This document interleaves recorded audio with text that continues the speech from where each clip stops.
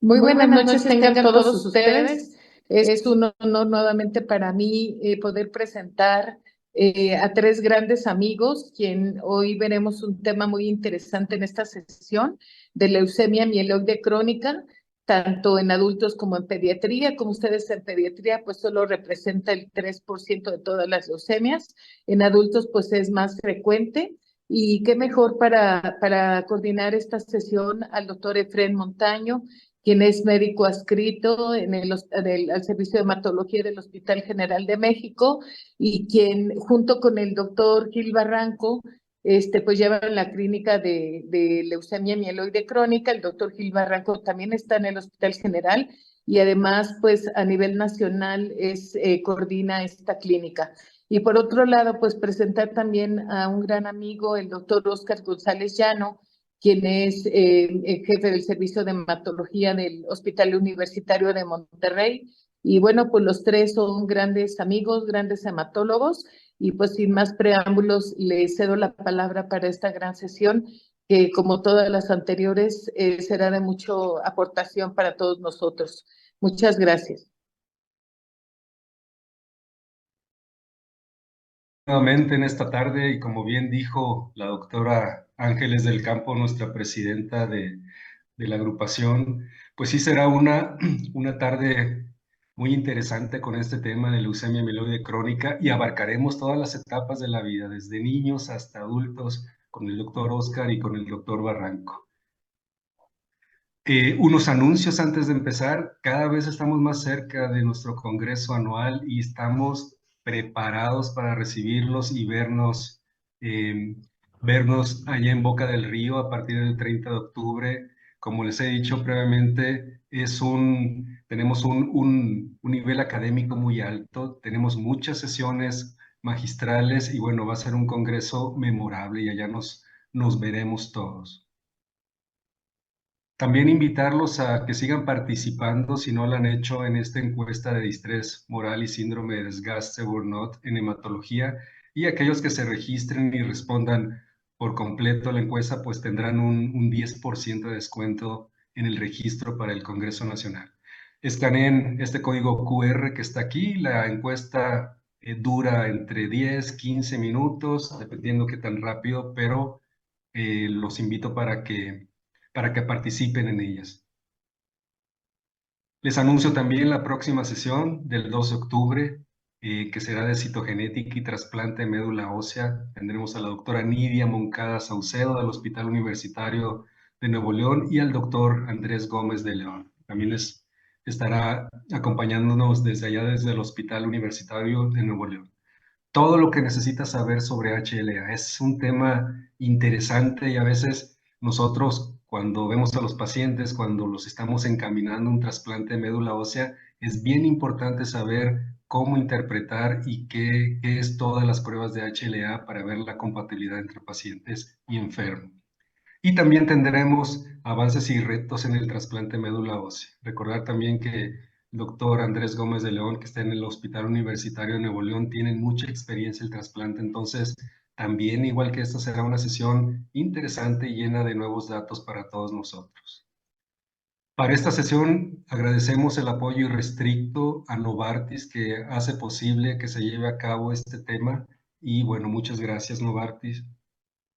Y esos son nuestros dos ponentes de esta tarde-noche. El doctor Óscar González Llano, él es hematólogo pediatra, médico y profesor en el Servicio de Hematología del Hospital Universitario de Nuevo León, con muchas publicaciones, miembro del SNI y bueno, con mucha experiencia en hematología de niños.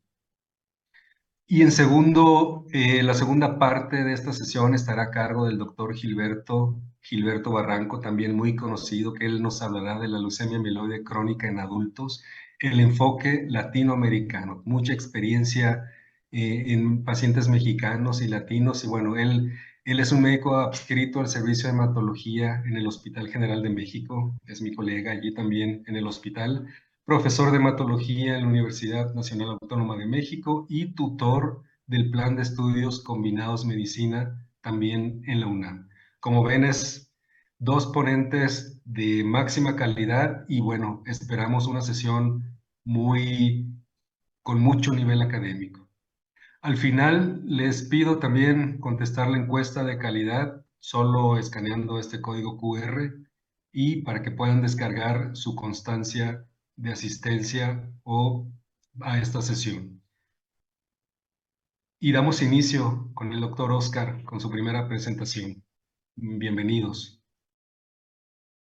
Hola, buenas noches. Voy a quitar el video porque mi internet no está muy bien y para que ustedes me escuchen mejor. Muy bien, le agradezco a la mesa directiva de la ME que me haya invitado para participar en esta sesión ordinaria de este mes con respecto al tratamiento de la leucemia mieloide crónica en pediatría. Espero que lo que les vaya a decir sea de utilidad para su práctica diaria. La que sigue, por favor. Ulises.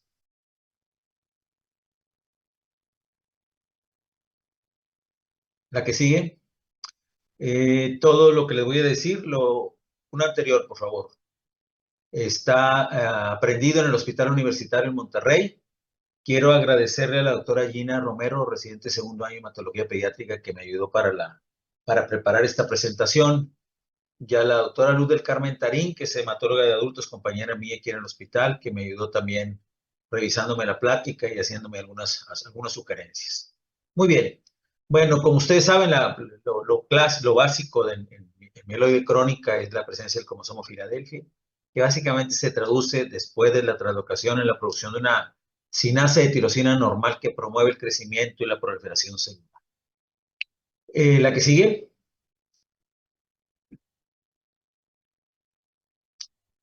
La que sigue, Ulises. Aunque está reportado que algunos pacientes con mieloide crónica pueden ser asintomáticos al momento del diagnóstico a nuestro medio, la verdad es que esa situación es muy poco común. Cuando menos en la población pediátrica y de adolescentes que vemos aquí en el hospital, no me ha tocado ver ningún paciente que esté asintomático cuando la diagnosticamos del MC. Los síntomas están anotados en este diapositivo. Los más comunes, la esplenomegalia es un hallazgo de la exploración que prácticamente nunca falta. Sin embargo, está reportado que el 10% de los pacientes pueden no tener esplenomegalia al momento del diagnóstico, pero para fines prácticos todos los pacientes tienen esplenomegalia.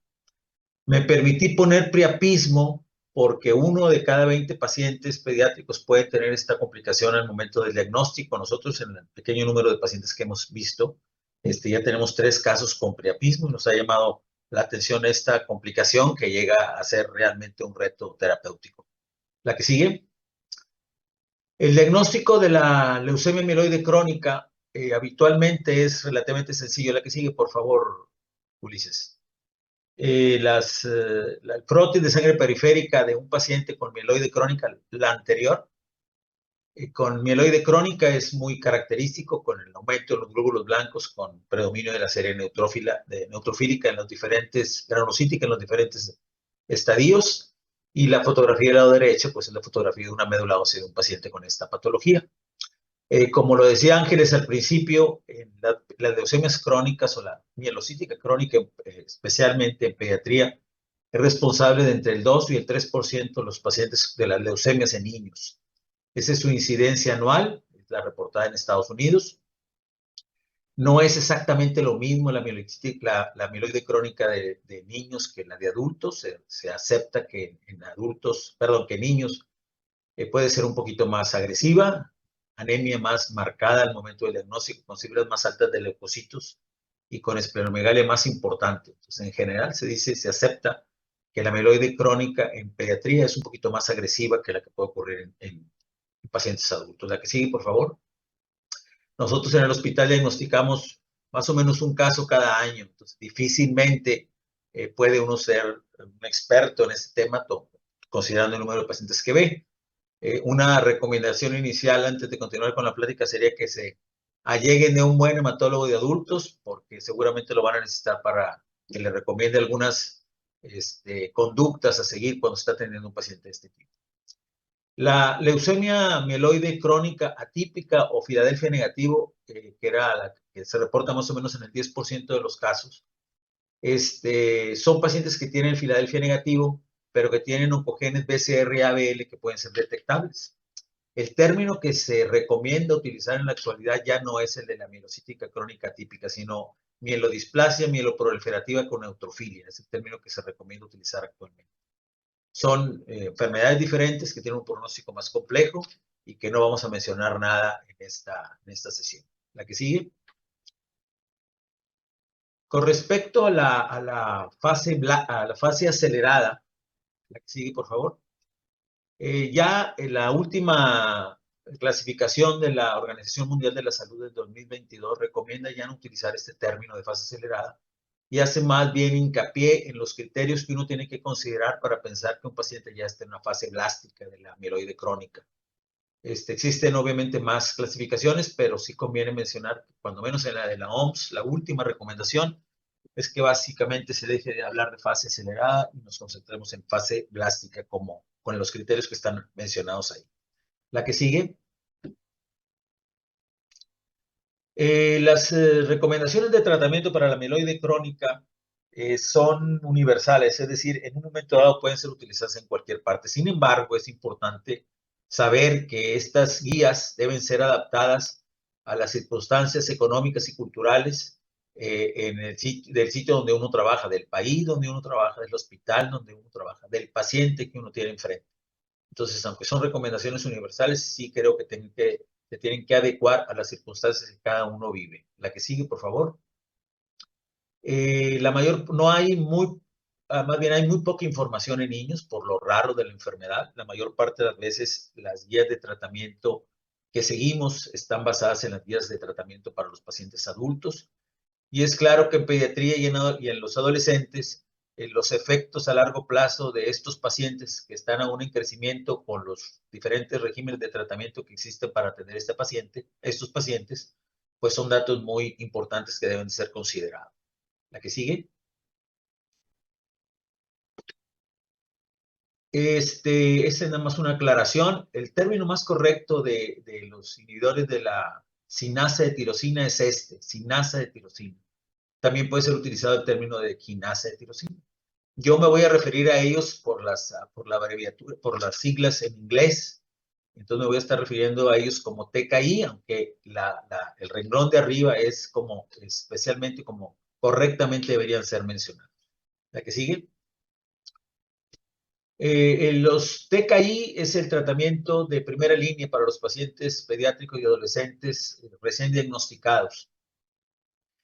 Han sido ya aprobados por la FDA 4 medicamentos, 4 agentes diferentes, empezando por el imatinib, después el DASA y el nilotinib, y finalmente con el bosutinib, que yo no tengo entendido que se consiga en México todavía. La que sigue. Uno puede emplear estrictamente cualquiera de esos medicamentos de inicio. ¿Cómo definiría el tratamiento? ¿Cuál de ellos sería el que uno tendría que elegir como tratamiento inicial? Pues dependiendo de diferentes factores, del costo, de la toxicidad del producto que uno va a elegir y especialmente lo que tiene que ver con disponibilidad, es decir, tendría uno que utilizar el medicamento que tenga más posibilidades de que pueda ser utilizado de una manera continuada. Entonces, estos factores son importantes. Cualquiera de los tres, estrictamente hablando, pueden ser utilizados en primera línea. Y aunque los TKI de segunda línea producen respuestas moleculares más rápidas y más profundas que el imatinib, lo que está reportado en supervivencia libre de evento no muestra diferencia muy significativa entre el imatinib y los TKI de segunda línea. La que sigue. Estas son la manera como, en esta diapositiva muestro la manera como se definen los diferentes tipos de respuesta en lesión amiloide crónica. Yo diría que la respuesta molecular mayor, menor y mínima son las que utilizamos más frecuentemente y dependiendo del sitio donde estamos trabajando, podríamos encontrar respuestas moleculares aún más profundas, dependiendo del número de logaritmos en los que se reduce la cantidad de la alteración. La que sigue, por favor.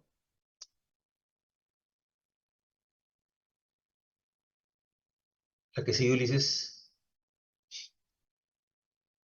Esta diapositiva muestra los criterios para definir respuesta en los pacientes que están recibiendo TKI como terapia para amiloide crónica, especialmente niños y adolescentes. La que sigue, por favor. Esta es muy similar, prácticamente la misma, a la siguiente diapositiva. A mí me da la impresión de que esta diapositiva, la próxima, es un poquito más amable, un poquito más práctica. Muestran en verde intenso cuando te estás dependiendo del tiempo de tratamiento que tengas con el TKI, si estás en valores que se aceptan como adecuados. El verde claro que está marcado ahí es para cuando ya debes de tener señales de alerta. El amarillo es obviamente para precaución, porque es posible que vayas a tener que hacer alguna maniobra pronto con respecto al tratamiento que estás utilizando en ese momento. Y los espacios rojos es cuando indicas que realmente estás en un problema, seguramente tienes una enfermedad resistente al TKI que estás utilizando y vas a tener que hacer necesariamente alguna modificación. La que sigue. Muy bien. Como lo decía yo al principio, se acepta que la leucemia amiloide crónica del niño es un poquito más agresiva que la del adulto.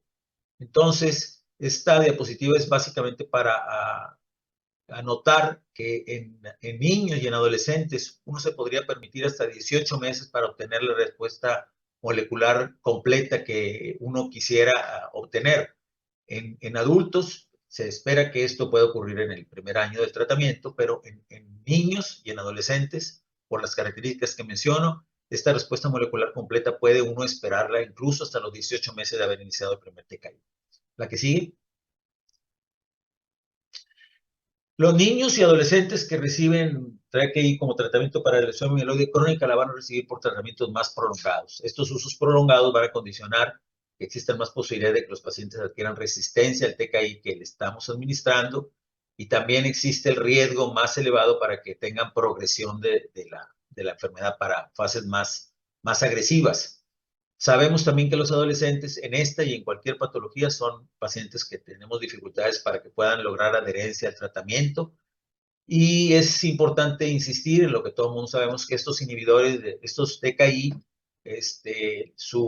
sus alteraciones que puedan producir a largo plazo en estos pacientes que los tendrían que requerir muchas veces tomar por un periodo largo de tiempo no están completamente definidas o totalmente definidas. Y los reportes acerca de las alteraciones en diferentes sistemas del cuerpo del organismo pues están ya escritos, y son cosas que uno tiene que monitorizar, porque en pacientes que reciben tratamientos prolongados pues existe el riesgo para que cualquiera de estas complicaciones puedan ocurrir. La que sigue.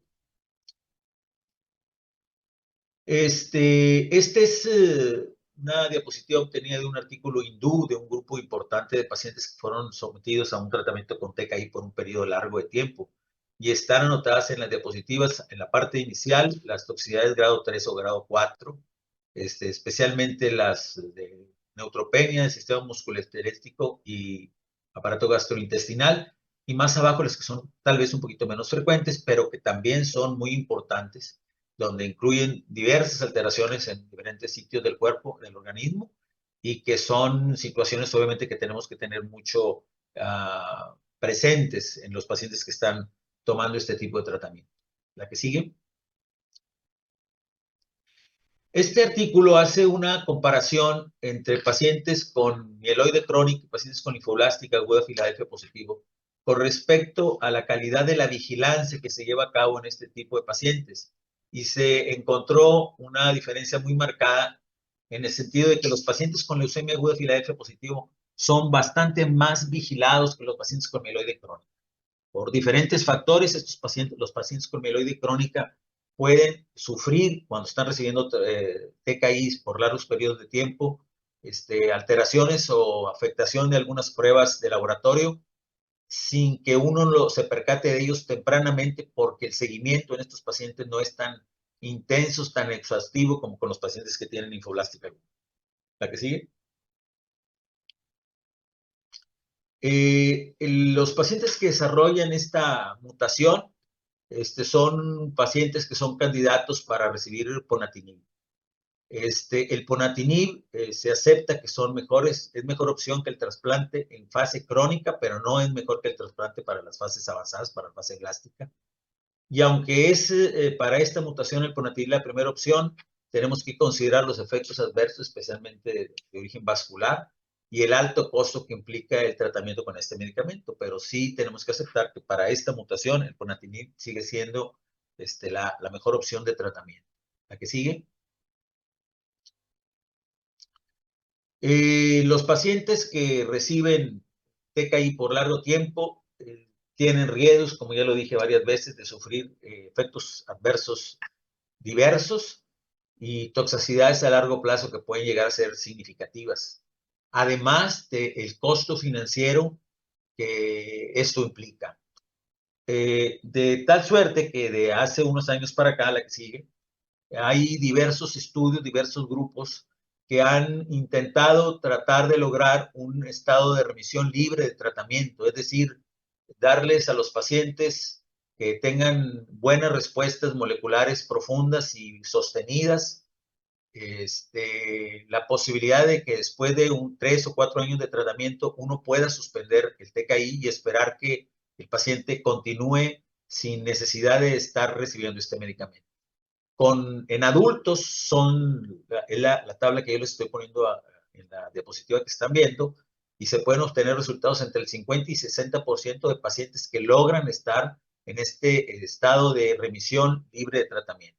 En niños, la que sigue por favor, hay bastante menos experiencia. Le voy a poner como ejemplo un solo artículo, es un artículo japonés que todavía está activo, prospectivo, para tratar de lograr este estado de remisión libre de tratamiento como una meta que sería deseable obtener en el mayor número de enfermos. Los criterios que este grupo japonés usaron para incluir estos pacientes en este protocolo eran pacientes que fueran menores de 20 años, que tuvieran TKI por un poquito más de 3 años con respuestas estables por al menos 3 años. En estos pacientes son los pacientes en los que ellos intentan, después de estos 3 o 4 años de tratamiento, suspender electivamente el tratamiento y esperar que eso sea suficiente para que el problema quede resuelto, con posibilidades obviamente de que la enfermedad regrese. La que sigue, por favor. Me voy a pasar a lo que tiene que ver con el trasplante. El pico máximo que se hizo de trasplantes por mieloide crónica ocurrió, según los datos del CIBMTR, en el año 1999. En ese entonces se hicieron 2,000 procedimientos de trasplante para esta patología. Pero después de que el imatinib ocurrió y después el resto de los TKI, pues nos hemos podido dar cuenta que la reducción en la mortalidad por esta patología se ha reducido de manera muy significativa, entre el 50 y el 80% de lo que ocurría antes de que el imatinib surgiera. Y para este tipo de decisiones con respecto al trasplante, evidentemente la enfermedad de injerto contra huésped es un factor muy importante que tenemos que considerar a la hora de tomar decisiones. La que sigue, por favor. Ya lo dije en la diapositiva anterior, la esperanza de vida actual en la población con este tipo de patologías es prácticamente la misma si está tomando TKI por X cantidad de tiempo que la de la población normal. De cualquier manera, se sabe, y en eso no lo vamos a discutir, eso está muy claro, que el trasplante de células hematopoyéticas es el tratamiento estándar para los pacientes que no respondieron a TKI o que tienen etapas avanzadas, es decir, que están en fase blástica de la enfermedad. En estas dos circunstancias, el trasplante no tiene lugar a dudas de que debe ser la terapéutica que uno debe emplear. Y lo dije también en las diapositivas anteriores, en los pacientes con TKI, un objetivo muy importante es tratar de lograr la remisión libre de tratamiento, es decir, estar sin TKI y esperar que ya no sea necesario su administración. Y también se acepta que el trasplante, aunque no de inicio, debe ser considerado siempre como una opción de acuerdo a las circunstancias de cada paciente que cada paciente esté viviendo.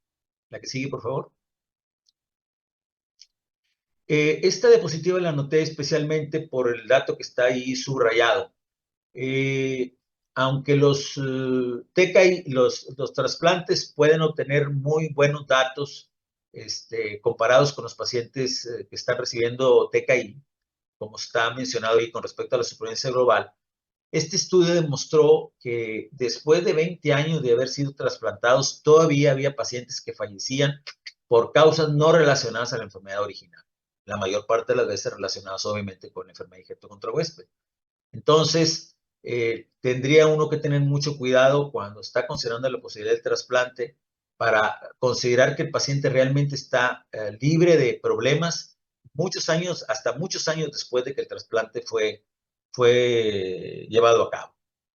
La que sigue, por favor.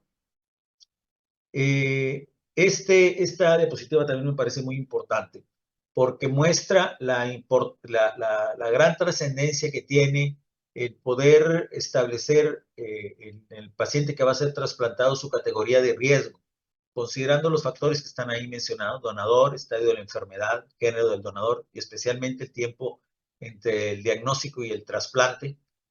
Todos esos factores en conjunto nos permiten ponerle a nosotros una categoría de riesgo para el paciente que va a ser sometido al trasplante. En los pacientes que tienen riesgo bajo, que son pacientes, idealmente los pacientes que uno quisiera trasplantar siempre, la mortalidad relacionada al trasplante es solamente del 20% y la supervivencia global a 5 años es del 72%. Sin embargo, o más bien, en contrario, los pacientes que tienen un riesgo alto en el procedimiento de trasplante, su mortalidad relacionada al trasplante se incrementa de manera muy significativa y la supervivencia global a 5 años pues se reduce ostensiblemente, como puede verse en esta diapositiva que está obtenida de las dos citas bibliográficas que están aquí. Insistiendo en que pacientes que a 5 años después del trasplante están vivos, no necesariamente significa que esté su problema completamente resuelto, porque existen las posibilidades de que complicaciones a largo plazo relacionadas con injerto contra huésped puedan terminar con la vida del paciente. La que sigue. Este es un estudio que consistió se basó en 669 nuevos casos diagnosticados entre el 97 y el 2004 en 143 centros. Y se compararon de 427 pacientes que podían ser trasplantados, se compararon 166 que fueron trasplantados con un trasplante idéntico familiar contra 261 pacientes que recibieron un trasplante, más bien que recibieron tratamiento con TKI. No se observaron diferencias importantes en la supervivencia global y se encontró que los pacientes que eran sometidos a trasplante y que eran de riesgo bajo, tenían mejores resultados que los pacientes que recibían TKI, independientemente del riesgo del grupo de los pacientes con TKI. Sin embargo, en los pacientes con crisis blástica, sí, el trasplante demostró, francamente, que era mejor que el de los TKI. La que sigue, por favor. Para entrar un poquito más en detalle con respecto al trasplante, hay algunos datos que les quiero platicar con respecto, primero, a la fuente de las células hematopoyéticas. La sangre periférica en los últimos años ha reemplazado al trasplante de médula ósea, a pesar del riesgo incrementado de desarrollar enfermedad de injerto contra huésped, por diferentes factores, como podrían ser la preferencia del donador por ser sometido a un procedimiento de recolección de sangre periférica en lugar de una recolección de médula ósea, y también porque se sabe también que los pacientes que son trasplantados de sangre periférica, obviamente el prendimiento ocurre más rápido que si se hace de médula ósea. Aún así, se supone o se sugiere que los pacientes que estén en fase crónica, que son pacientes de riesgo bajo, se sugiere que el trasplante de médula ósea, obteniendo los precursores de ese tejido, es mejor opción que hacerlo de sangre periférica, pero tenemos que considerar también las preferencias que cada centro tiene al respecto. La que sigue, por favor. Con respecto al acondicionamiento, el régimen de fludarabina, ciclofosfamida y globulina tetimoxito es uno de los que más se recomiendan en las fases crónicas. Un estudio retrospectivo del CIBMTR no demostró ninguna diferencia entre los pacientes que eran sometidos a un régimen con un régimen de intensidad reducida o con regímenes mieloablativos. Se sabe, como quiera, de cualquier manera, que los pacientes que son sometidos con intensidad reducida tienen menos enfermedad de injerto contra huésped que los mieloablativos, pero tienen una tasa de recaídas más elevada. Es una situación que ocurre básicamente en casi cualquier tipo de trasplante por enfermedad neoplásica que uno lleve a cabo. La que sigue. Las indicaciones actuales están anotadas en esta diapositiva. Yo voy a comentarles muy brevemente, la que sigue, por favor, cada una de ellas. Primero, la que tiene que ver con el costo-efectividad. La pregunta tendría que hacerse, uno es en qué sitio o en qué lugar. Pero estas son 3 citas bibliográficas de 3 lugares diferentes, de México, de Japón y de Estados Unidos incluso, donde el factor económico de los tratamientos crónicos con TKI juega un papel importante a la hora de tomar la decisión de si el paciente debe o no ser trasplantado. La que sigue. Los resultados en niños y adultos jóvenes trasplantados son en general mejores que los que se obtienen con adultos. Hay mucha información al respecto, en pacientes, independientemente del régimen de acondicionamiento que se utilice. Ya hay resultados tan importantes o tan buenos como el que está en el penúltimo renglón, en Pediatric Transplantation, con tasas de supervivencia global y libre de evento de 80% a 5 años. Entonces, en niños y adultos, en general, los trasplantes les va mejor que los pacientes adultos, más bien, en niños y adultos jóvenes les va mejor que los pacientes adultos. La que sigue.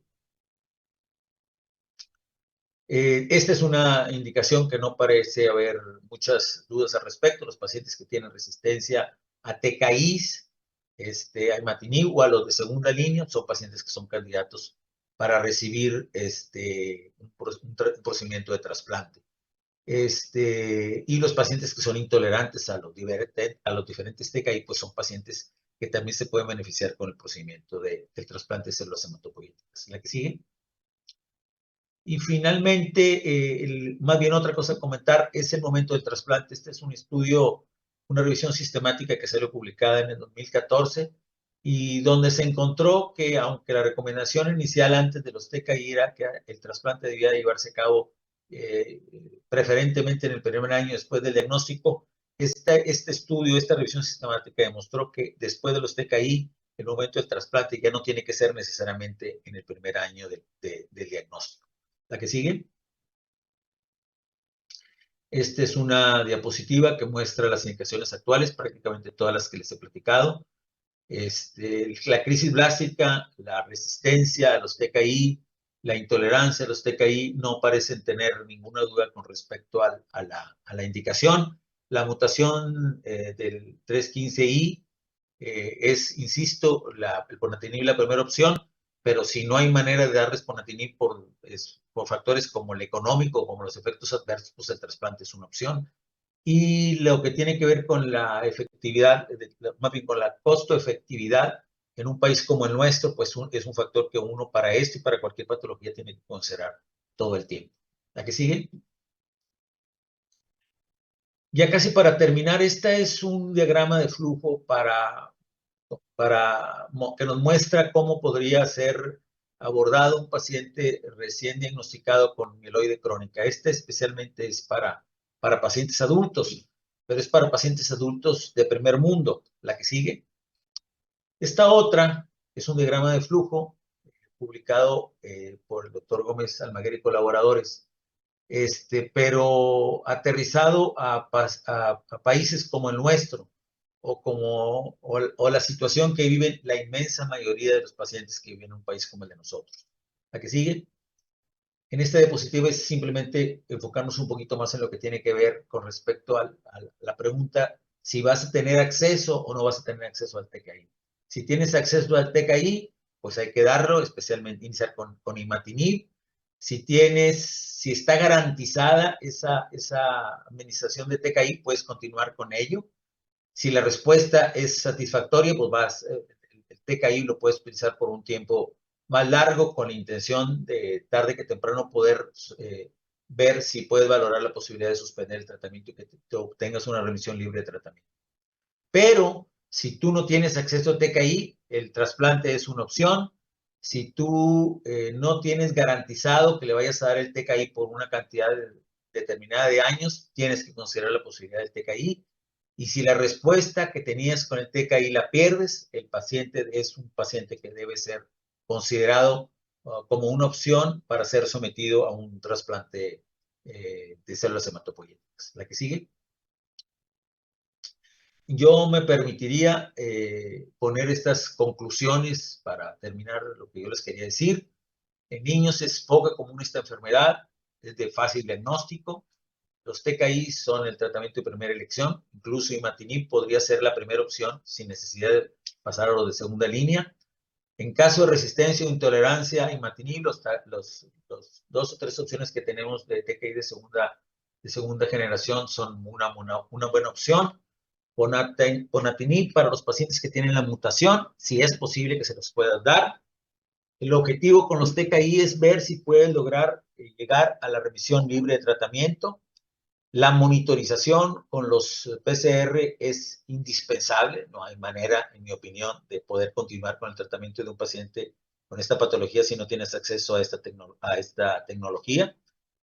Y el trasplante de células hematopoyéticas es una opción que puede ser considerada en los diferentes momentos de acuerdo a las circunstancias que cada paciente vive. El gran problema, yo creo que el doctor va a comentar detalles al respecto, es la disponibilidad de los TKI, es decir, qué tanto tiempo cree uno que podría contar con esta herramienta terapéutica para la atención de los pacientes con esta patología. La que sí, que es la última, pues nada más para agradecerles su atención y espero que lo que les acabo de comentar les pueda ser de utilidad. Muchas gracias.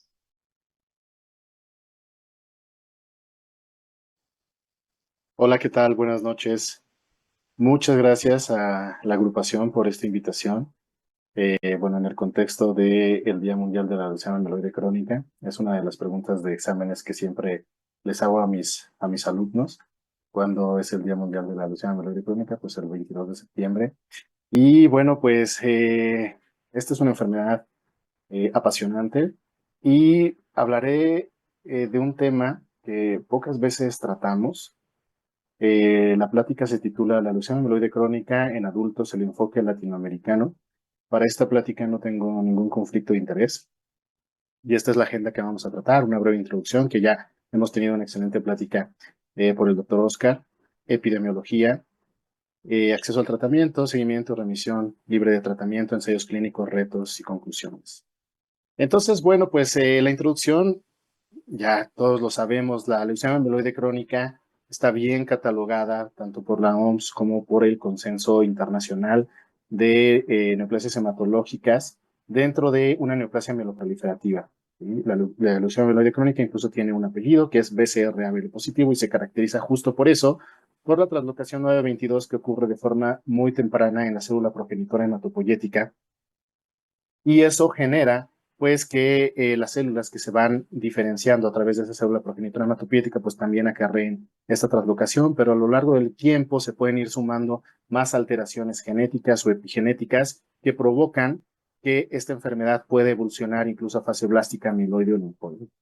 El cromosoma Filadelfia definitivamente es uno de los hallazgos más importantes en la oncología y tiene un impacto biológico característico. Todos nosotros hemos visto una médula ósea muy similar, característica de la leucemia mieloide crónica.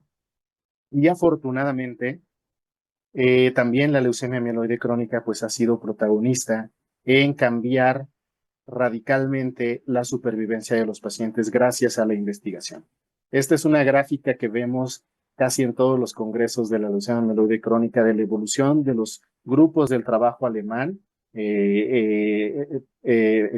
Aquí podemos ver cómo, de los trabajos del grupo alemán, cómo podemos tener una supervivencia disminuida, sobre todo en los años 80, cuando no teníamos acceso a los TKIs, ¿sí? Y cómo fue mejorando a medida de que pues, se fue utilizando el interferón, el trasplante hematopoyético, pero el cambio radical lo vemos después del año 2001, cuando el imatinib hace su aparición, y entonces ahora sí podemos ver que la esperanza de vida de estos pacientes pues, se puede acercar incluso a la de una persona que no tiene cáncer. Entonces, bueno, todo esto lo hemos platicado pues repetidamente en muchas sesiones y ahora me enfocaré pues en cuestiones pues que me parecen muy importantes en Latinoamérica y pues México, al ser un país de Latinoamérica pues sumamente y aparte con tantos habitantes pues también sumamente importante. Y mi primera diapositiva pues es la leucemia mieloide crónica en EU y en Estados Unidos podría parecer raro, pues si el enfoque es latinoamericano, pero está puesta a propósito para hacer una comparación. En Estados Unidos sabemos que tienen buenos sistemas de registro epidemiológico. Incluso tienen la oportunidad de hacer registros epidemiológicos de otras partes del mundo. Y en Estados Unidos se reporta una incidencia de leucemia amiloide crónica de 2 casos por 100,000 habitantes por año. Representa el 15% de las leucemias en adultos, aunque sabemos que en Estados Unidos, en España, en otras partes de Europa, la leucemia crónica más frecuente es la leucemia linfocítica crónica. En Estados Unidos se reporta que los pacientes al diagnóstico tienen una mediana de 66 años al diagnóstico. En el 2024 se estiman 9,280 casos nuevos en Estados Unidos, solo 1,280 muertes. La mortalidad ha disminuido de 10 a 20% en los años 80 a solo 1 a 2% desde el uso del imatinib. Por lo tanto, la prevalencia ha aumentado de 30,000 pacientes en el año 2000 a 150,000 pacientes en Estados Unidos en el 2024. Y se proyecta llegar hasta 400,000, 450,000 casos para el año 2050. Y esto es sumamente importante. Conocer esta información es súper valiosa. ¿Y qué nos dice Estados Unidos? Sabemos que Estados Unidos pues, es una mezcla, ¿sí?, de varias razas. ¿Qué nos dice Estados Unidos acerca de la incidencia de acuerdo a la raza? Pues nos dice, por ejemplo, nosotros, que nos consideramos hispánicos, tendríamos una incidencia de 2 pacientes por 100,000 habitantes por año. Y que la incidencia mayor está sobre todo en la población anglosajona, la población blanca. Ahora, ¿cómo nos sirve esto para compararlo con Latinoamérica?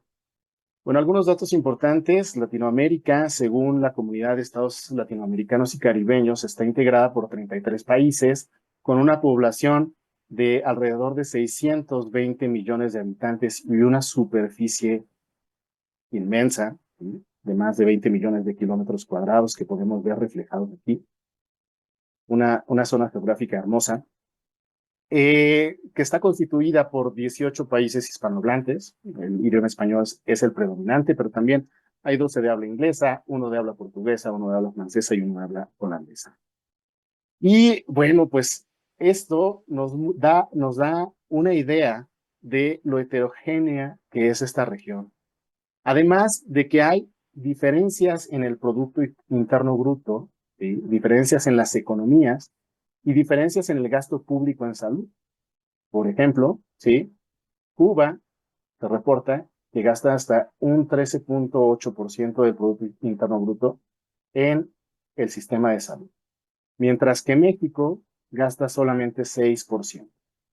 Sin importar que México es la 12ª o 13ª economía del mundo, con mayor Producto Interno Bruto.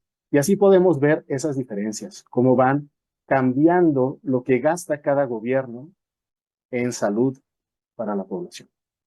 Y además también podemos saber que hay diferencia entre el gasto del gobierno y el gasto voluntario, lo que aquí podríamos decir que es el gasto de los pacientes privados, ¿sí?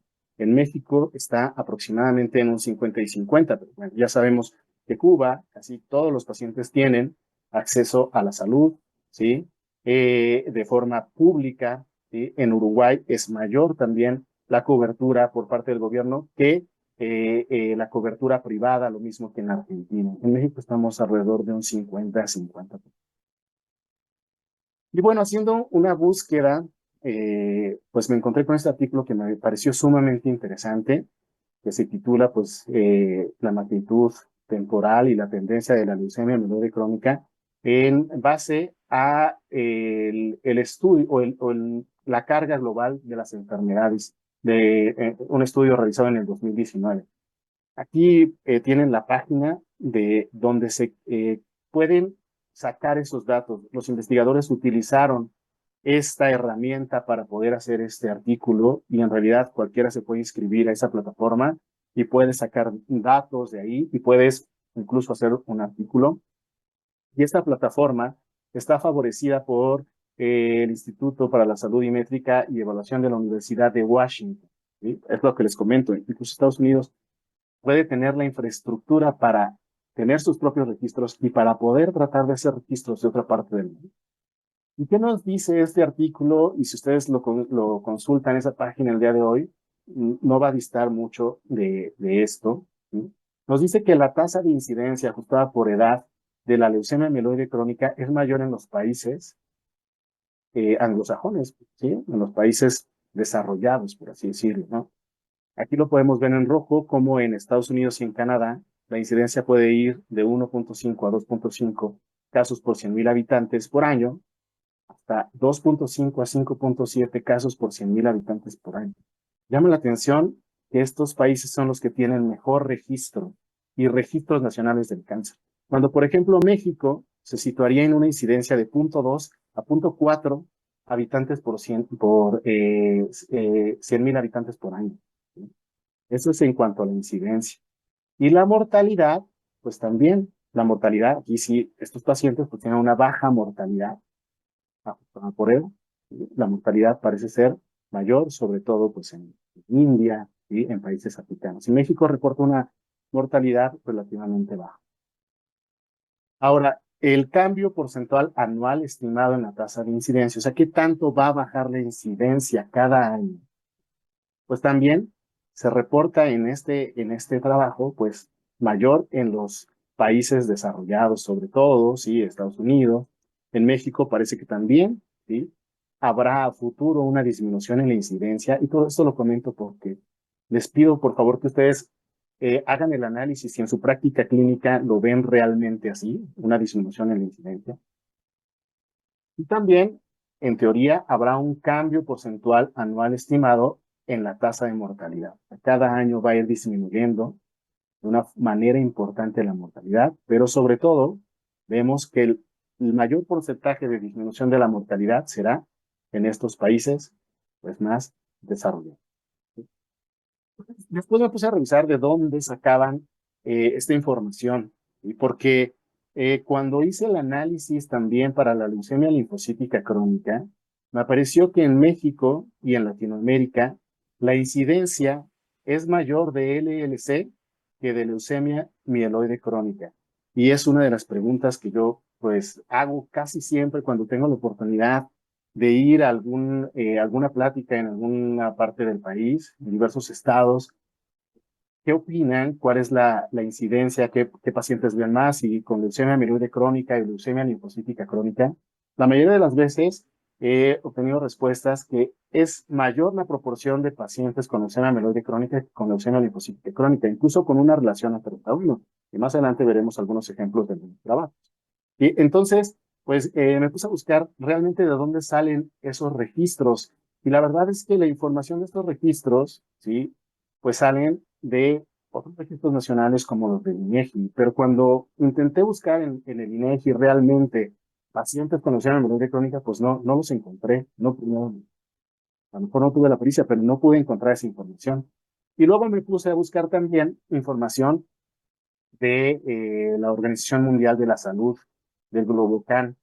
Y mientras incluso en África, obviamente en Europa, la mayoría de los pacientes tienen un registro nacional del cáncer y de ahí se sacan esos datos, pude pues constatar que de Latinoamérica y del Caribe, solamente estos países cuentan con un registro nacional del cáncer que aporta estadísticas para este tipo de organizaciones. Costa Rica, Honduras, Guyana Francesa, Puerto Rico, Uruguay. Y de todas maneras traté de ingresar a estos registros nacionales del cáncer y a veces también es complicado, ¿sí? Poder hacer la distinción entre qué tipo de leucemia es la que se está reportando. Y esto pues parece ser un problema porque me parece que estos datos que podemos ver aquí en la incidencia pues no reflejan realmente lo que nosotros vemos en nuestra práctica cotidiana, y es un problema porque tal vez nosotros no estamos levantando la mano y no estamos diciendo la leucemia mieloide crónica es una enfermedad muy frecuente en nuestro país, es la leucemia crónica más frecuente y se presenta en una mediana de edad de 40 años, a diferencia de Estados Unidos y de Europa. Esto lo podemos ver en algunos trabajos, por ejemplo, este trabajo de Guatemala, muy interesante, donde se buscaron alteraciones genéticas, mutaciones asociadas a pacientes que tuvieran resistencia con inhibidores de tirosina quinasa, y aunque incluía solamente 45 pacientes, pues la mediana de edad es de 34 años. Guatemala, ¿no? Prácticamente somos la misma población. compartimos muchas características similares, ¿sí? Otro trabajo muy importante del Centro Médico La Raza, con 302 casos, vemos que la mediana de edad, ¿no?, y es de 47 años. Y aquí ya podemos ver el efecto del imatinib en la supervivencia de los pacientes. O sea, que los pacientes mexicanos sí se pueden beneficiar de estos tratamientos. Entonces, en realidad, me parece que nuestra epidemiología puede afinarse. Creo que eso nos ayudaría bastante a poder decir, la leucemia mieloide crónica es un problema importante en México, no nada más en nuestro país, sino también alzar la mano al mundo para poder decirle a las empresas farmacéuticas, aquí tenemos muchos pacientes con leucemia mieloide crónica, traigan ensayos clínicos. ¿Qué hay en relación al tratamiento? Bueno, el tratamiento en Latinoamérica, tuve la fortuna de que hace poco se organizaron estas reuniones virtuales que hablan justo del enfoque latinoamericano de la leucemia mieloide crónica. Y bueno, pues esta es una conferencia dada por la doctora Lilian Pilló. Ella trabaja en la Universidad Austral de Chile y el Hospital de Valdivia. Y bueno, aquí está el link también por si quieren entrar a esa sesión. Y justo lo que ella hablaba es pues que recogió información con colegas, que yo también he tenido la oportunidad de platicar con algunos de ellos, acerca de la disponibilidad de los TKIs en cada país, en cada de los países que están aquí representados. Y por ejemplo, podemos ver que Argentina en primera línea tiene posibilidad de utilizar imatinib, nilotinib, dasatinib, bosutinib también incluso puede ser posible utilizarlo en primera línea. En segunda línea, pues los de segunda generación, y en tercera línea, ponatinib y asciminib. Aquí podemos ver que asciminib pues se puede utilizar en casi todos los centros y que tienen muchas copias o sea, genéricos de algunos inhibidores, ¿no? Sobre todo primera y segunda generación. En Brasil el panorama, pues el acceso a primera línea a imatinib puede ser parecido más o menos en algunos lugares de México. Parece que a imatinib no hay ningún problema, pero en primera línea utilizarlos de segunda generación solamente en el sistema privado. En segunda línea también es difícil acceder a bosutinib en Brasil. Y en tercera línea, pues todavía no hay un acceso importante a ponatinib y asciminib. Es un problema eh, importante, ¿no? En Chile, pues parece que hay la posibilidad de utilizar todos los inhibidores y en Colombia también. Sin embargo, llama la atención esto, que hay una entrega irregular en el sistema público. Ya sabemos que esto en la leucemia mieloide crónica, pues no puede ser, porque eso puede hacer que los pacientes pierdan la respuesta a su tratamiento. ¿Sí? Entonces, en México, ¿qué pasa? Y esto también es una pregunta muy difícil de responder, porque tenemos muchos sistemas de salud y la realidad incluso entre hospitales del mismo régimen de salud puede ser diferente, ¿sí? Podemos decir que hay acceso prácticamente pues, a imatinib de forma generalizada, afortunadamente. Sin embargo, todos sabemos que también hay momentos de desabasto que eso también puede impactar en los pacientes. Utilizar TKIs de segunda generación en primera línea también es complicado en México. Y acceder a tratamientos de segunda línea también puede ser un reto. Y aquí aprovecho para agradecer a los centros que, por ejemplo, el Hospital de Alta Especialidad de Iztapaluca, que muchas veces reciben a los pacientes de nuestro hospital que requieren un tratamiento de segunda línea. Y bueno, pues acceder a un tratamiento de tercera línea también es complicado. Acceder a un tratamiento de ponatinib o asciminib, no en todos los centros se puede en México. Nuestro acceso es muy heterogéneo. Afortunadamente, ¿sí? En el IMSS, en el ISSSTE, ¿sí? En hospitales de sector naval, militar, puede ser posible. Y también en la Secretaría de Salud y Bienestar también ya hemos tenido avances, ya han llegado esos fármacos, pero se requiere trabajar en la continuidad del medicamento.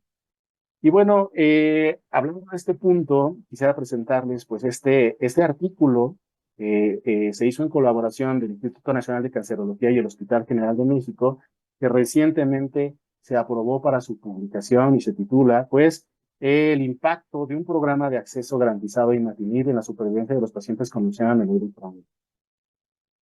Este artículo, sí, ya sabemos que hay una fundación muy importante y muy relevante para los pacientes con leucemia mieloide crónica, que es la Fundación Max. El Hospital General de México y el Instituto Nacional de Cancerología tienen un buen número de pacientes que están apoyados por la Fundación Max. Sin embargo, a partir del 2015 ya no se pudieron incluir más pacientes para que se beneficiaran de ese programa, justo porque México se considera un país o una economía rica y no es posible dar o incluir a más pacientes a este programa. Pero a los que se incluyeron previo a ese año, pues se siguen beneficiando del tratamiento de primera línea. De tal manera que desde el 2015 para acá se ha juntado un grupo de pacientes que pueden acceder de repente al tratamiento de acuerdo a la disponibilidad o de acuerdo a si lo pueden comprar o no, si lo podían comprar en ese momento. Entonces, bueno, pues nosotros, el objetivo principal de este trabajo, pues era evaluar una diferencia en la supervivencia de aquellos pacientes que tenían ese acceso garantizado a imatinib y de aquellos pacientes que no tenían acceso garantizado a imatinib como primera línea. Y aquí podemos ver las características de la población. En realidad no hay una diferencia significativa en la edad, ¿sí? En el sexo, la fase al diagnóstico, probablemente sí un poco en la cifra de linfocitos, lo cual no me parece, perdón, no, tampoco hay, pero en lo que sí hay una diferencia significativa es que aquellos pacientes que no tenían acceso a ese programa de garantizado imatinib, ¿sí? Omitían más veces la dosis. O sea, nosotros le preguntábamos al paciente o le preguntamos al paciente cuando va a consulta, ¿cuántas veces más o menos al mes omite la dosis de imatinib? Y aquí pues les pedimos que sean sumamente sinceros y pues la mayoría admiten cuando realmente no lo toman.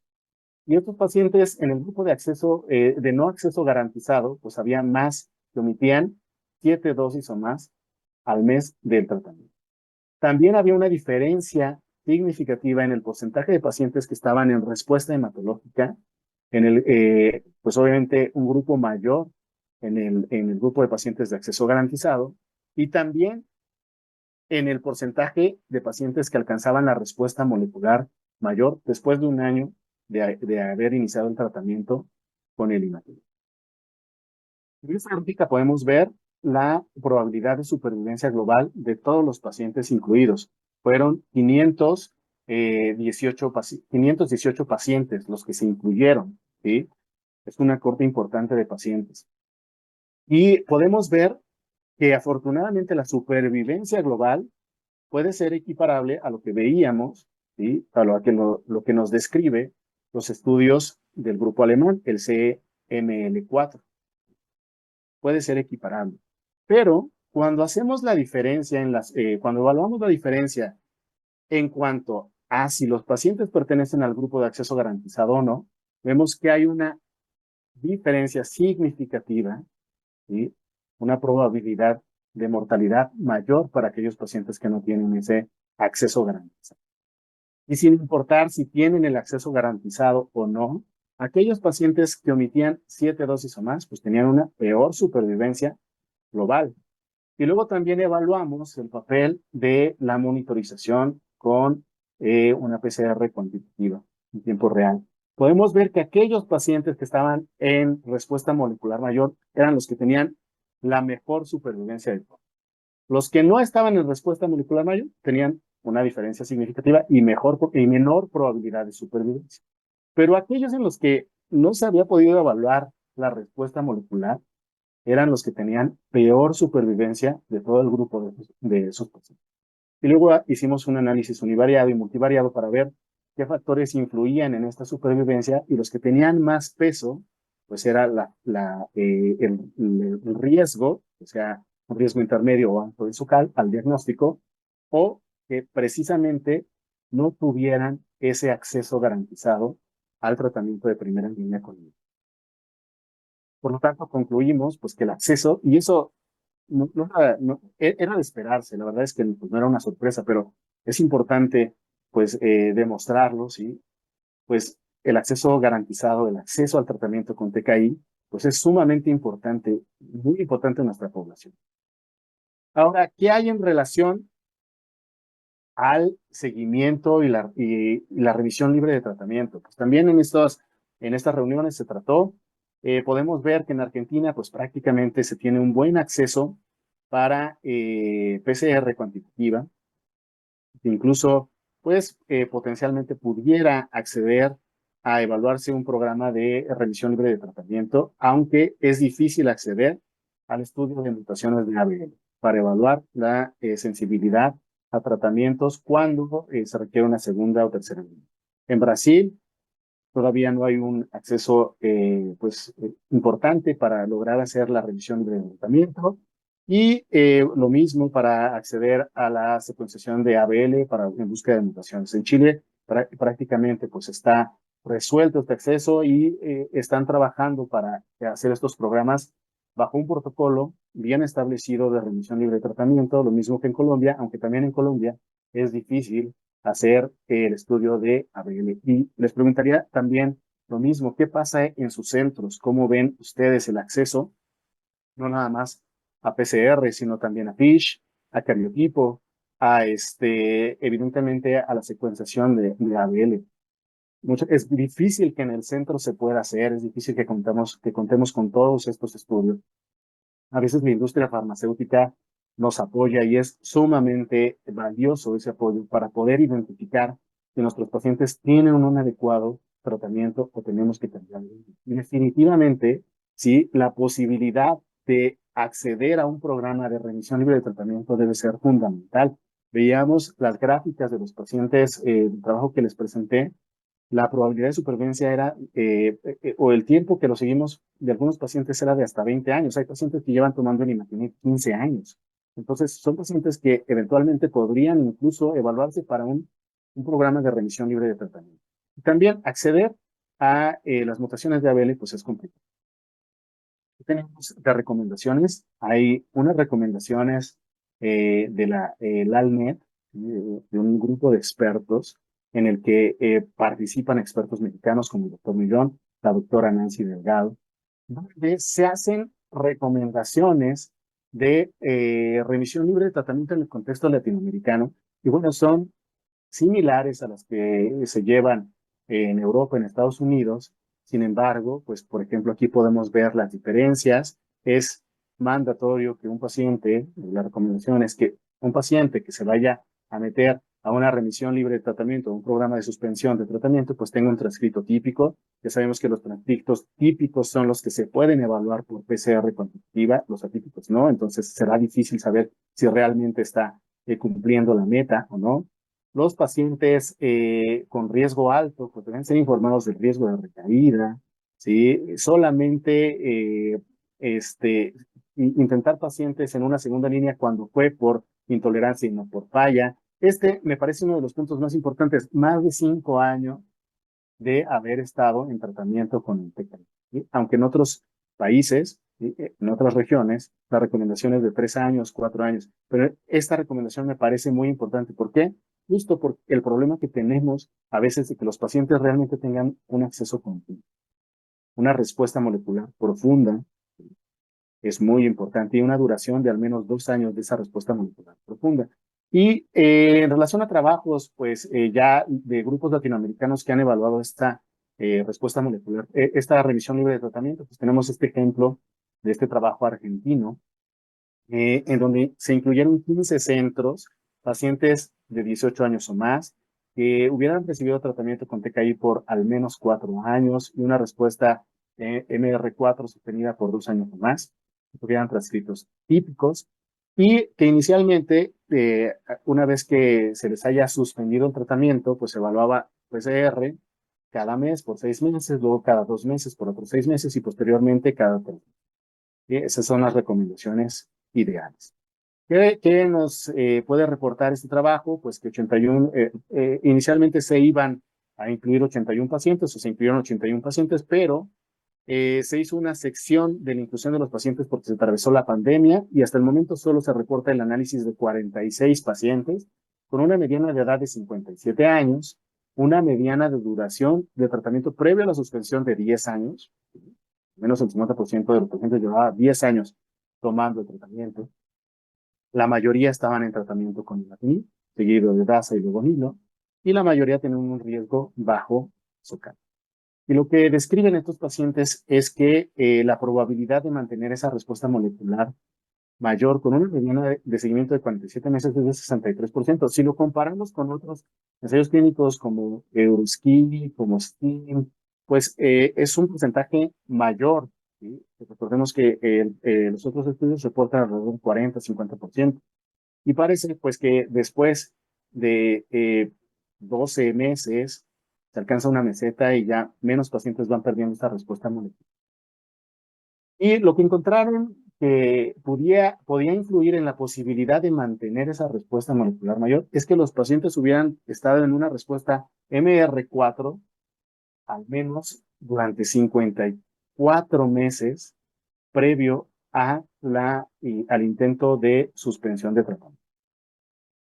Hay algunos trabajos también en México, sí, hace poquito se presentó, me parece que el año pasado, antepasado, algunos datos relevantes de pacientes que han suspendido el tratamiento en el Centro Médico La Raza, que también es muy interesante, y también sabemos que existe también esta otra contraparte de la posibilidad de disminuyendo la dosis de tratamiento para también bajar la carga sintomática de los efectos adversos y mantener pues una respuesta. Ahora, otro aspecto sumamente importante, me parece, pues, es el acceso a los ensayos clínicos. Y aquí, pues, utilicé la página de Clinical Trials y, pues, hice la búsqueda así de leucemia de crónica por país. Y en México, estudios reclutando, aparecen dos estudios que justo están en Monterrey, están en el hospital universitario. En Argentina, 3, en Brasil 3, en Colombia y ya en el resto de países que fui buscando en Latinoamérica no aparecían. Sabemos que no todos los estudios que se hacen en cada país se registran precisamente en Clinical Trials, pero bueno, si lo comparamos, por ejemplo, con Estados Unidos, que al poner igual la búsqueda de leucemia mieloide crónica y estudios reclutando, tienen 117. ¿Sí? Y aquí hago pues el enlace de lo que a lo mejor pues nosotros no estamos levantando la mano, no estamos replicando, y en Estados Unidos y en otras partes del mundo se piensa que la leucemia mieloide crónica pues no tiene una alta incidencia en nuestro país. En Francia, reclutando 22, en China 16. Entonces, bueno, podemos ver el contexto y el panorama latinoamericano de la leucemia mieloide crónica, y esta plática no está enfocada tanto en cómo manejar a los pacientes con leucemia mieloide crónica, ya lo hemos revisado también con el doctor Oscar, y todos los inhibidores de sinasa de tirosina son sumamente importantes, deberíamos de poder contar con todo. Incluso no he hablado del papel, o no hablé del papel del trasplante, pero sabemos que los pacientes con leucemia mieloide crónica también pueden rescatarse con un trasplante hematopoyético alogénico cuando evolucionan a una fase blástica o cuando tienen mutaciones de alto riesgo. Entonces, ¿qué podría yo concluir? Pues tendríamos muchas conclusiones, pero tal vez las que considero más relevantes es que el panorama latinoamericano de la leucemia mieloide crónica es diferente al de regiones como Europa y Estados Unidos, Canadá.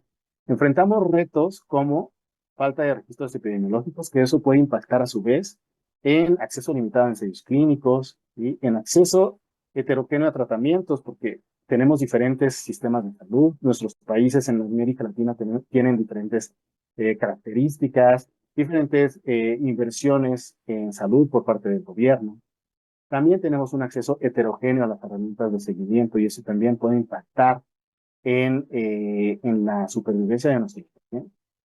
Por lo tanto, es necesario reforzar la colaboración entre gobiernos, instituciones de salud, organizaciones internacionales, para reducir las barreras de acceso a tratamiento y garantizar una atención de calidad para todos los pacientes con leucemia mieloide crónica en Latinoamérica. Nuestro país se ha caracterizado por luchar arduamente para que los pacientes puedan tener acceso a TKIs y todos nosotros conocemos pues a hematólogos incansables que han comentado y que han hecho que afortunadamente pues cada vez haya más accesos. Todos nosotros día a día ponemos nuestro granito de arena para que eso suceda. Sin embargo, debe de ser un esfuerzo compartido. Bueno, yo les agradezco infinitamente su atención, agradezco a la AME por la invitación y quedo pendiente para sus comentarios. Muchas gracias al doctor Óscar González y al doctor Gilberto Barranco por estas excelentes presentaciones y ver el panorama general y en Latinoamérica y en niños de lo que tenemos en leucemia mieloide crónica. Tenemos algunas preguntas del público. Como decía el doctor González, bueno, la mejor opción de tratamiento en niños, adultos actualmente es un inhibidor de TKI, pero pensar si, aunque no es muy frecuente en niños, pensar los eventos adversos a muy largo plazo para un niño que ingiere un TKI, no sé, desde los 10, 12 años. No sé si han estudiado, qué se sabe de los eventos, que lo mencioné un poco, a muy largo plazo, doctor. Pregunta. Pues estaba mencionando en alguna de las diapositivas, básicamente pueden ocurrir problemas en todos los órganos, falla de estatura, la reproducción, problemas vasculares, la toxicidad que ocurre inmediatamente, vamos, aguda por mielotoxicidad, hepatotoxicidad a largo plazo. Realmente pueden suceder cosas en cualquier sitio, especialmente cuando tienes tratamientos muy prolongados. Ah, bien. Y entonces podría ser que el trasplante de células progenitoras, sobre todo en niños, sería una mejor opción de tratamiento. Yo no me atrevería a decir eso. Vamos, si los trasplantes no tuvieran enfermedad de gente contra huésped, sí podríamos hacer un trasplante, pero por eso también lo mencionaba en una de las diapositivas. Tiene uno que pesar los riesgos contra los beneficios, como lo hace uno todos los días, pero sí creo que el trasplante en condiciones muy particulares que vivimos nosotros en México probablemente tenga un lugar especial porque no, cuando menos creo yo que mucha gente no podemos estar completamente seguros de que el paciente va a tomar o va a poder recibir TKI por una X cantidad de tiempo. De acuerdo. Pero yo no me atrevería a decir que es como que el tratamiento de elección del trasplante de niños, no, yo no podría decir eso, la verdad. De acuerdo. Y muchas preguntas coinciden tanto en niños como en adultos sobre la suspensión pues selectiva del tratamiento de TKI que mucho se ha hablado y que también lo mencionó el doctor Barranco. ¿Cuándo considerarían que, bueno, también lo mencionó a detalle el doctor Gilberto, pero cuándo realmente considerar suspender el tratamiento, Gilberto? Sí, gracias. Bueno, las recomendaciones pues están ahí, las recomendaciones de al menos después de 5 años de tratamiento continuo, de tratamiento de primera línea con un inhibidor y después de haber logrado al menos 2 años de respuesta molecular profunda, ¿sí? Y esto es muy importante porque sí se ha visto que a medida de que más pase el paciente tomando el medicamento y más se mantenga en ese tipo de respuesta, pues mayor éxito de la remisión libre de tratamiento. Pero tal vez el problema más importante al que nos enfrentamos para poder hacer la remisión libre de tratamiento es el monitoreo. En nuestros centros tenemos identificados pacientes que tienen esa inquietud de suspender el tratamiento. Sin embargo, recordemos que debemos de hacer PCR después de que lo suspendimos cada mes durante 6 meses, luego cada 2 meses durante otros 6 meses, luego cada 3 meses de forma ya ininterrumpida. Y pues un porcentaje de 30-40% de los pacientes pues pueden tener una recaída molecular y tendríamos que reiniciar el tratamiento. Eso no nos debe de limitar para intentarlo, porque el suspender el tratamiento implica muchas ventajas. Implica ventajas económicas, ventajas de calidad de vida del paciente, ventajas de toxicidad a largo plazo, ¿sí? Sin embargo, debemos de tratar de contar con las condiciones apropiadas para disminuir el peligro de la suspensión de nuestros pacientes, o sea, las herramientas de seguimiento. Oye, doctor Barranco, ¿y si durante el monitoreo después de la suspensión electiva del tratamiento es necesario iniciar por algún cambio el TKI, inicias el mismo que tenía el paciente o debes iniciar algún otro?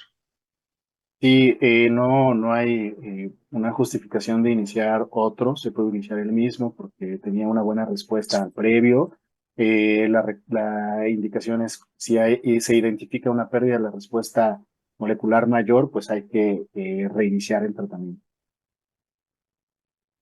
E igual preguntan para el doctor González si tienen un menor de edad con tratamiento con TKI, con respuesta completa.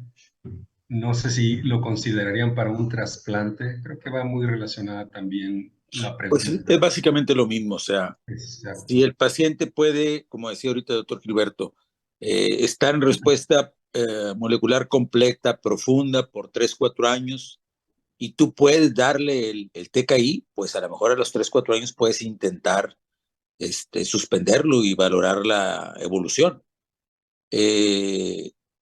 Yo creo que si estás seguro que le vas a poder dar todos esos años de tratamiento. Yo no puedo hablar por otros sitios más por los que conozco aquí en el hospital. Nosotros tenemos una población muy pequeña de pacientes con mieloide crónica y pues en ellos ahorita por las condiciones en las que vivimos aquí con un convenio que tenemos con el gobierno del estado, pues tenemos asegurado el TKI, pero yo no sé si en otros lugares vivan la misma circunstancia o no sé si en otros sitios el TKI esté siempre disponible. Me explico, eso no lo puedo, como yo no lo vivo en esas instituciones porque no trabajo ahí, pues no tengo manera de asegurar.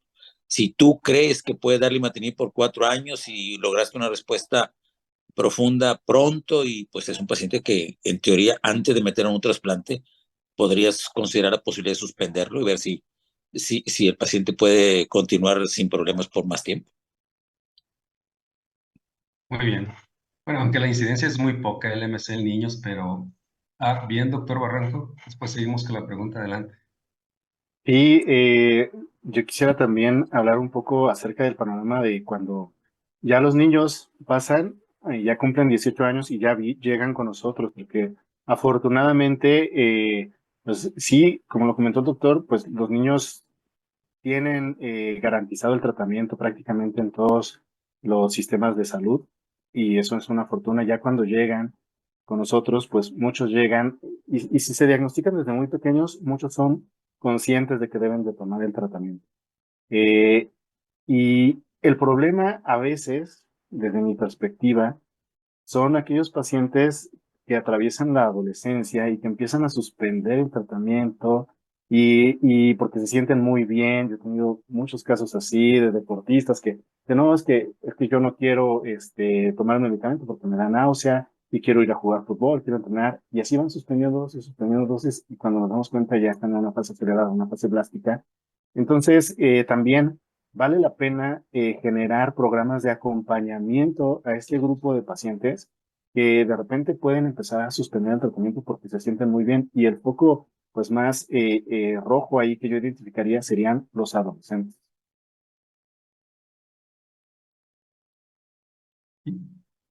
Adelante, doctor González. Yo tengo una impresión un poquito diferente a la que dijo Gilberto, con que la garantía de los medicamentos para los pacientes pediátricos con enfermedades hematológicas neoplásicas, puede ser que ahorita estén las cosas un poquito diferentes, pero no podemos olvidar que hace un par de años o 3 años, realmente nadie estaba seguro de que pudiera tener el tratamiento para su enfermedad oncológica garantizado en muchos lugares en México. Y estaba lleno, vamos, yo tengo amigos oncólogos y hematólogos, y en muchos lugares de México estamos muy complicados para tener garantizado el abasto de esos medicamentos. Ahorita en Monterrey, por las circunstancias que les platico, estamos viendo una situación diferente, pero insisto, yo creo que en los tiempos pasados y en los tiempos que van a seguir, no, yo creo que eso va a depender de cada institución, pero tener totalmente seguro de que vas a tener el medicamento no creo que sea fácil determinarlo. Y lo que decía con respecto a lo de los adolescentes, pues sí, en linfoblástica aguda también es un gran problema. El apego, la adherencia al tratamiento es un gran lío en esa edad, y aunque las cosas vayan muy bien, especialmente porque vayan muy bien, pues por eso suspenden el tratamiento. Entonces, ese es un gran problema aquí y en todas partes del mundo.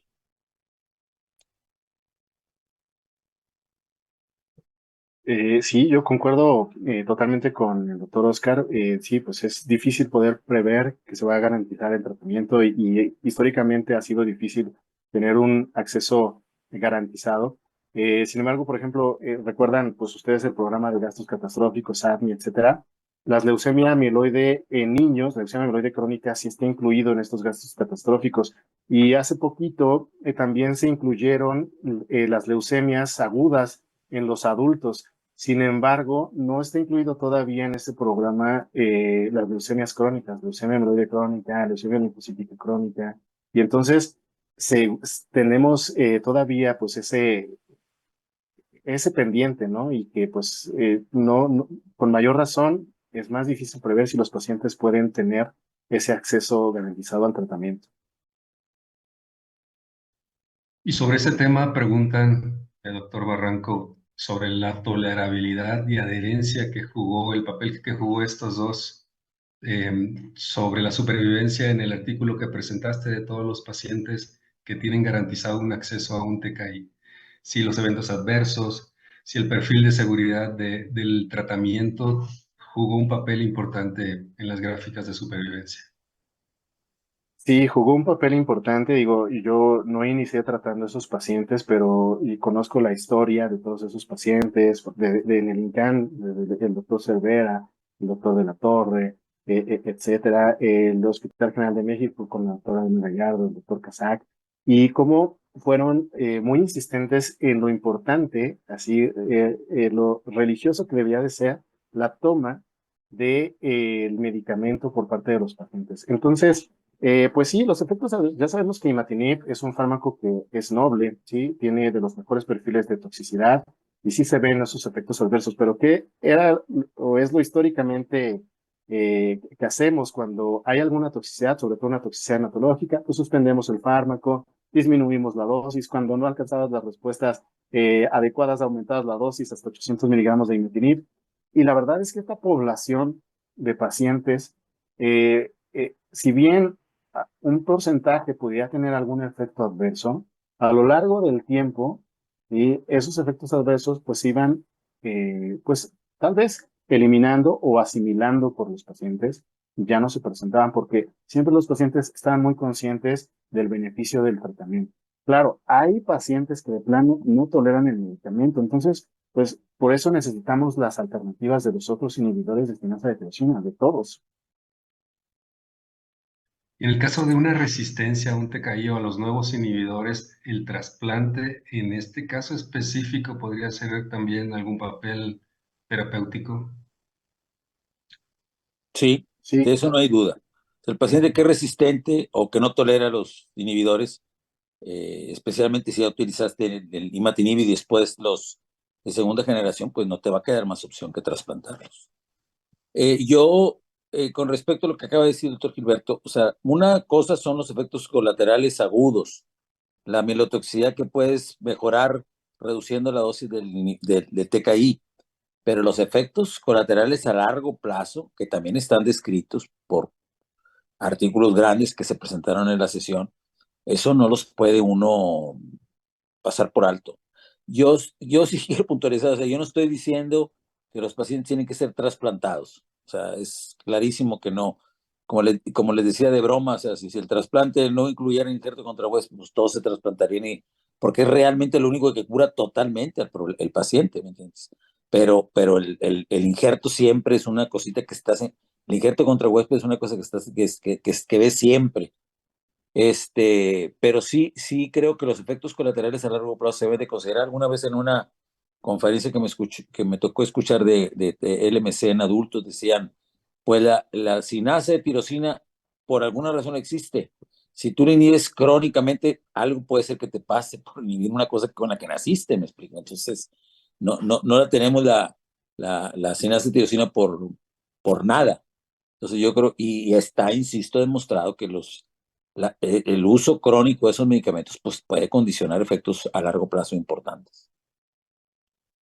y totalmente de acuerdo. Justo por eso es la importancia también de poder idear estos programas de remisión libre de tratamiento para tratar de limitar la toxicidad a largo plazo de los medicamentos. Y hay pacientes que les hablas de suspender el tratamiento y dicen, no, yo no quiero suspenderlo, me siento más seguro, me siento protegido, pero la realidad es que sí, puede haber efectos adversos a largo plazo, cardiopulmonares, ¿sí? Entonces, bueno, sí vale la pena contar y además eso disminuiría el costo, ¿no? Pues, la carga económica de mantener pues esos medicamentos por largo plazo. Sí, absolutamente de acuerdo. La tendencia ya para todos los tratamientos hematológicos malignos pues son, como bien sabemos, hemos aprendido de la LLC las terapias finitas y bueno, esperemos que también en LMC sea esto también una realidad pronta. El tiempo se acaba, más de 580 asistentes a esta sesión y nos piden por último, no sé, una frase final sobre el tema o sobre lo que quisieran ofrecer pues a los que nos están escuchando y viendo en esta tarde para ellos. Doctor Pues yo diría González. que, como lo dije en la sesión, esté cerca de hematólogos de adultos que te ayuden a atender pacientes con LMC. Ellos tienen bastante más experiencia que nosotros en atender esta patología, entonces ellos siempre serán de ayuda para tomar decisiones. Bueno, yo diría que sigamos trabajando. La lesión amiloide crónica no está resuelta a nivel mundial y no está resuelta en Latinoamérica. Hay muchos retos que tenemos que combatir, pero en otros países lo han logrado y empezaron por pequeños pasos. No veo por qué en México no lo podamos lograr. Entonces, pues a seguir colaborando y a trabajar. Muy bien, muchas gracias Gilberto y Oscar. Y finalmente, bueno, tenemos aquí a la doctora Ángeles del Campo, quien despidirá la sesión. Bueno, pues muy buenas noches otra vez. Como voy a terminar como inicié, que hoy no iba a ser la excepción, que iba a ser una sesión excelente. Como comentó Efren, más de 500 asistentes, casi 600, y de 15 países. Y bueno, tanto el doctor Oscar como Gil, pues nos presentaron toda la evolución que ha tenido el tratamiento. Como hemos comentado en otras sesiones, pues el cáncer es un problema de salud pública por los diagnósticos tardíos, la falta de tratamientos de vanguardia, pero bueno, pues esperemos que con lo que estamos trabajando actualmente de desarrollar protocolos nacionales, que todos los médicos tengamos pues las mismas herramientas para hacer diagnósticos oportunos y que todos los pacientes pues tengan la oportunidad de recibir estos tratamientos de vanguardia. En la institución que yo laboro, afortunadamente ya desde hace un par de años, pues contamos con todos los tratamientos, pero pues esperemos que esto sea algo nacional, porque todos los pacientes pues tienen el mismo derecho, ¿no? Y pues no me queda más que agradecerles a los tres grandes amigos, tres grandes hematólogos por la brillante presentación, también el doctor Gil a nivel nacional junto con otro grupo de grandes hematólogos están trabajando mucho en la clínica de LGC, así que vienen grandes proyectos que están desarrollando y bueno, pues aquí seguimos y pues los invitamos a nuestro congreso ya a un mes en la ciudad de Veracruz y ojalá pues todos nos puedan acompañar y muchísimas gracias a todos por estar ahorita ya 8:30 de la noche todavía conectados. Muchas gracias.